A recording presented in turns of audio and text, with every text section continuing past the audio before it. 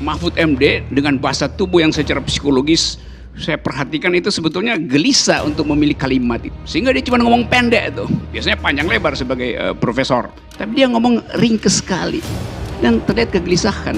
Saya mau coba menafsirkan dengan memakai ilmu BIN yang namanya hermeneutics of suspicion, menafsirkan kecurigaan itu, hal yang standar di dalam cara berpikir intelijen itu.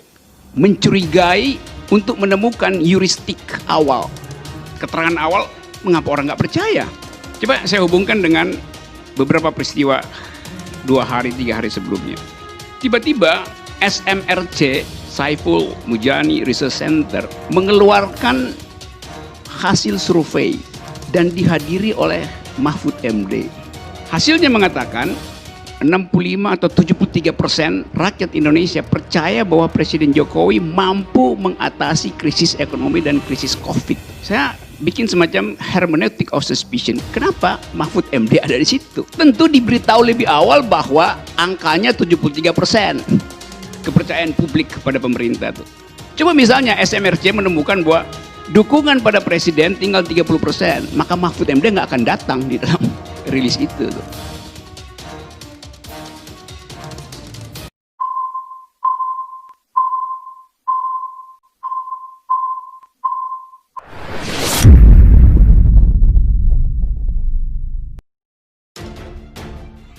Mahfud MD mulai kehilangan napas akademisnya setelah merapat ke penguasa. Bergabungnya Mahfud MD ke dalam pemerintahan dengan menjabat sebagai Menteri Koordinator Bidang Politik, Hukum, dan Keamanan telah melunturkan sisi akademisnya sebagai ahli hukum. Begitu kata pakar politik dan hukum Universitas Nasional Jakarta Saiful Anam, menanggapi pernyataan mantan Ketua Mahkamah Konstitusi yang menyebut bahwa dirinya dan Presiden tidak bisa berbuat apa-apa terkait penegakan hukum. Saya kira pernyataan Mahfud MD mulai kehilangan nafas akademisnya pasca dilantik menjadi menteri, ujar Saiful Anam kepada kantor berita Politik Ermol Jumat 18 September.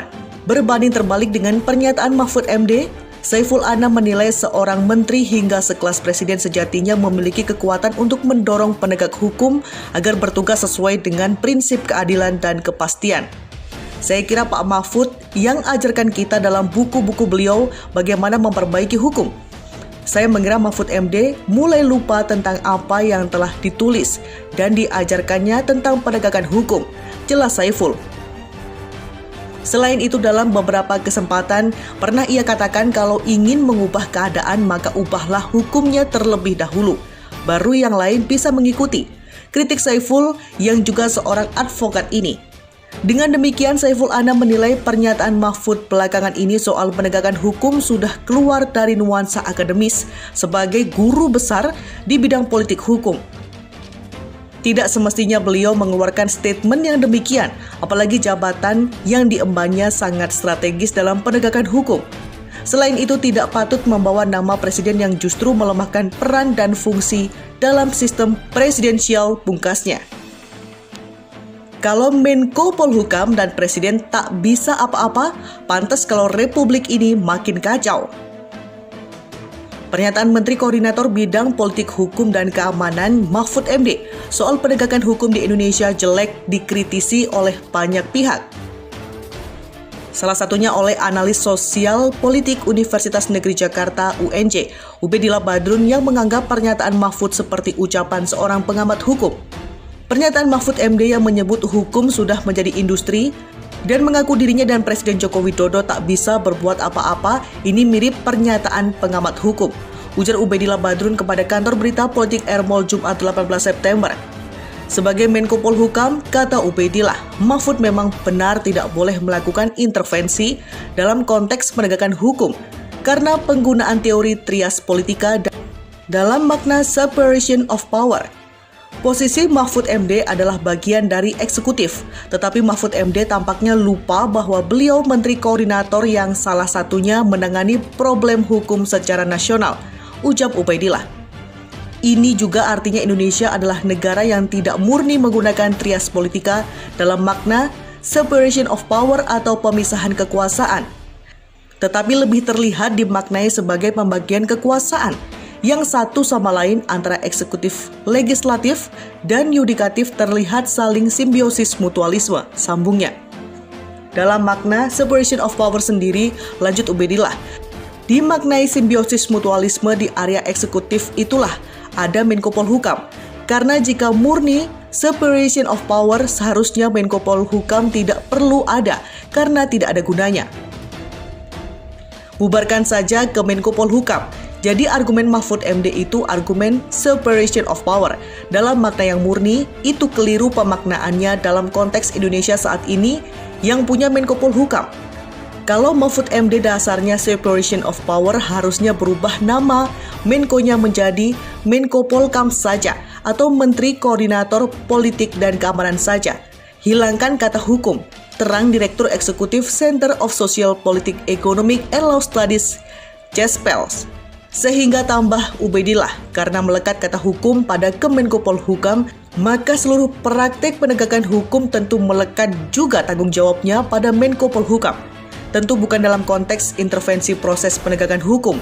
Itu salah logika, tetapi dalam konteks edukasi hukum dan evaluasi penegakan hukum di Indonesia karena posisinya eksekutif. Itu yang seharusnya dilakukan oleh Menko Polhukam. Lakukan evaluasi penegakan hukum, panggil Menkumham, tuturnya. Jadi jangan mengatakan tidak bisa apa-apa apalagi bawa-bawa nama presiden. Kalau Menko Polhukam dan presiden tidak bisa apa-apa, pantesan republik ini makin kacau. Pungkas Ubaidillah. Mahfud MD jawab Sohibul Iman soal tak bisa apa-apa bukan benahi penegakan hukum. Kesedihan Presiden Partai Keadilan Sejahtera, Sohibul Iman terhadap sikap kepala negara dan menterinya yang tak bisa berbuat apa-apa untuk memperbaiki citra penegakan hukum di mata masyarakat dijawab Menteri Koordinator Bidang Politik Hukum dan Keamanan, Menko Polhukam Mahfud MD. Mahfud menilai kesedihan yang ditulis Sohibul di dalam akun Twitternya sembari menautkan link pemberitaan berjudul Mahfud soal penegakan hukum jelek. Saya tak bisa apa-apa, menunjukkan bahwa Presiden PKS tersebut tak membaca isi keseluruhan artikel yang dimaksud. Ustadz Sohibul Iman berarti hanya baca judul berita, tak menyimak pernyataan saya. Jika menyangkut insan, itu menyangkut moral. Personal hingga saya, Presiden dan orang sehebat Pak Sohibul tak akan bisa mengatasi. Jawab Mahfud lewat akun Twitternya Jumat 18 September. Ia melanjutkan jika berbicara insan, kuncinya hanya pendidikan moral, bukan penindakan hukum. Lain hal jika menyangkut kelembagaan yang harus ditindak secara hukum. Ia kemudian memberikan contoh, banyak jaksa, hakim, dan polisi yang telah dikirim ke jeruji besi akibat pelanggaran hukum. Namun penindakan hukum hanya bisa dilakukan oleh pejabat yang berwenang. Kalau proses peradilan dan hakim korup, tentu Ustadz Sohibul Iman pun tak boleh mengintervensi. Kita dan Presiden sekalipun tak bisa ngapa-ngapain karena kewenangan dibatasi oleh undang-undang. Keadaan ini tak bisa diatasi oleh parpol dakwah sehebat apapun.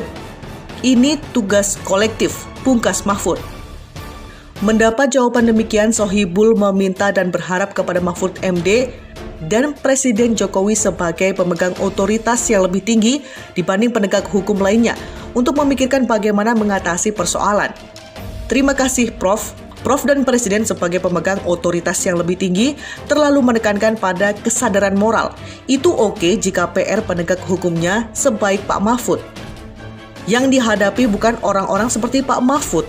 Tentu harus pakai cara lain. Tugas Menko dan Presiden memikirkannya. Never give up Prof, sahut Sohibul Iman.